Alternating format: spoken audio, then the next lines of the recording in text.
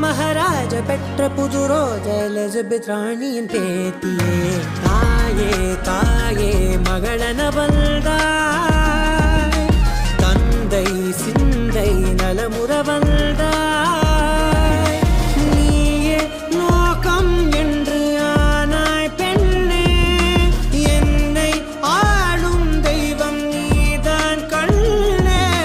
பெற்றது நானா இல்லை உன் மகனே நானம்மா.